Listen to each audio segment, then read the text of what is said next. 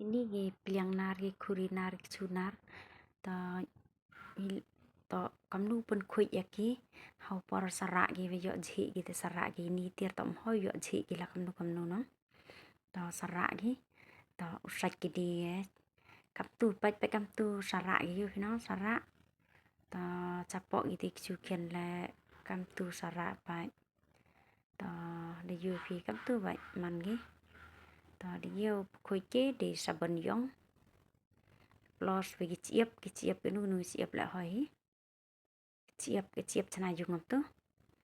ta te sạch cái đi lubia mung cha am te cái len và sabun về chiếp te kercut ba mana kercut ba nong kercut rap slim na te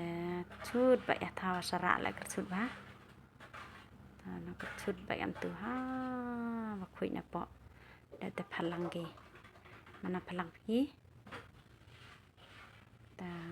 điều phi đặc khôi dan te player ben ke chingar player ke chingar ta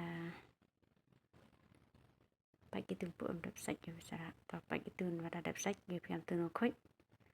yang sau na yang tu đập te thát be hi thát yo khyang ge thát sar itu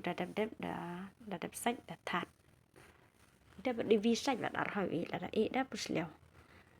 da sách biển sách từ sách ha và khôi cất chút vậy em tứ ta bạch để yêu phim từ sara nó từ cất chút vậy cam tay lòng đông ta xuôi về sara mà này cam tay sara cơ hỏi này ta cất chút vậy em từ thao em sara nó ta ar khôi để ni mà stem go khôi tăng sara là ni cắt cất chút bile khôi để sam cất chút thành phi sam miệt stem bia go mor sam miệt go chút vậy ni sara chút vậy ha độ khôi nhá để mình là để phi cái chút vậy em tu cái chút ba hạt islam là tỏ ra chỉ biết được sạch cái chút vậy cái chút vậy nó chút vậy islam ngam te để pengam dilbia để pengam vậy ti để sangat đang hệ cái chút pha vắt rồi thao tercia thao sara nó hiệu tercia cái chút vậy em te chút vậy khắp chút vậy được chắc ngặt phải trai cái chút nó ta cái chút vậy chắc có vật